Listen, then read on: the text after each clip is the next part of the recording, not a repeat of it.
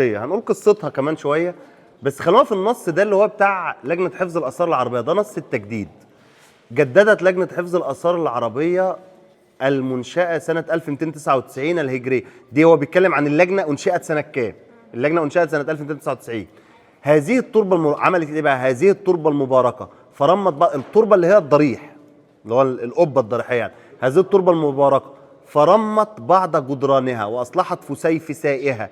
الفسيفساء زي اللي احنا شفناها دلوقتي فين؟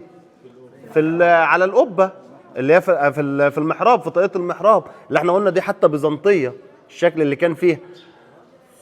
واصلحت فرمت بعض جدرانها واصلحت فسيفسائها ورخامها واكملت الناقص منها واخفضت ارضها الى مستواها القديم وجددت بعض شبابيكها وزخارفها الغصيه واعادت سقوفها الى اصلها وركبت فوقها قبه. دي مهمه قوي، على شكل القباب التي كانت وقت تصنيع انشائها. ليه بقى؟ لان القبه اللي احنا شايفينها النهارده دي، القبه بتاعت المنصور قلاوون دي مش القبه الاصليه. القبه الاصليه شالها عبد الرحمن كتخوده في حدود سنه 1760 لانه خاف ان هي تقع على الناس، لغايه ما جه بقى لجنه حفظ الاثار العربيه في سنه 1908 وبنوا القبه دي. والقبه دي اول قبه في العماره الاسلاميه، قبه تترمم يستخدموا فيها الخرسانه المسلحه.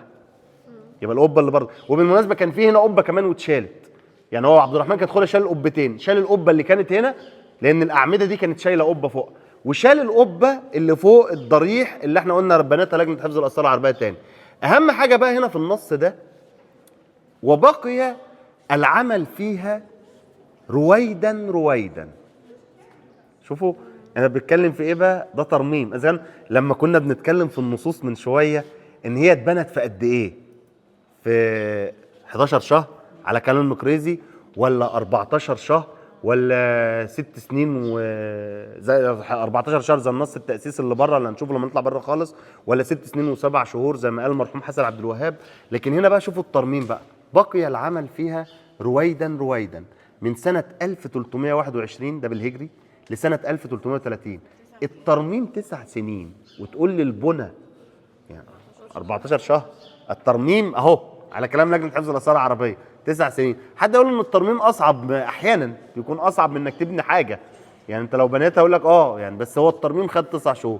امتى بقى؟ على عصر، على ايام خديوي مصر الافخم وما لازال اكرم الحاج عباس حلمي الثاني، بس وقع هنا ده اتاكلت بقى اهو. وبعدين بقى الدعاء له في الاخر هنا.